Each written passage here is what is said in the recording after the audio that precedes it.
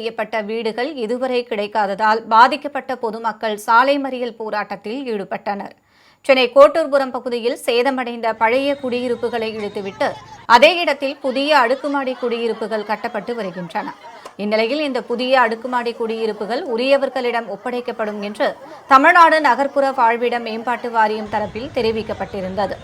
ஆனால் இதுவரை ஒப்படைக்கப்படாமல் உள்ளது. புதிதாக கட்டப்பட்டு வரும் வீடுகள் தகுதியான பயனாளிகளுக்கு முறையாக வழங்கப்படவில்லை என குற்றம் சாட்டி பாதிக்கப்பட்ட பொதுமக்கள் சாலை மறியல் போராட்டத்தில் ஈடுபட்டனர்.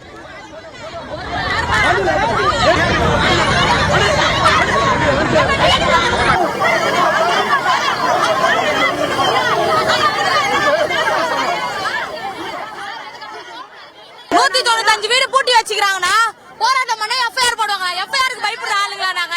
சொல்லுங்க, ஜெயில கூட இட்டு போய் வைங்க. சாவுறோம், வீடு தருவாங்களா? வீடு தருவாங்களா? நாங்க இங்க கொளுத்திட்டு சாவுறோம், வீடு தருவாங்களா கேளுங்க. எங்களுக்கு வீடு வேணும். காவா தண்ணி வருது, கொசு கடிக்குது, படுக்க முடியல. சின்ன சின்ன பசங்க மேல இருந்து ஊயுது. வீடு கேட்டா உங்களுக்கு வீடு தர முடியாதுன்றாங்க. நாங்க இத்தனை நாள் எங்க இருந்தோம்? இங்கதான் தான் இருந்தோம். இங்க இருந்தா எங்களுக்கு இங்கதான் வீடு கொடுக்கணும். எங்களுக்கு 195 வீடு தரட்டு தலைவேலை ஏமாத்திட்டு போயிட்டாருங்க.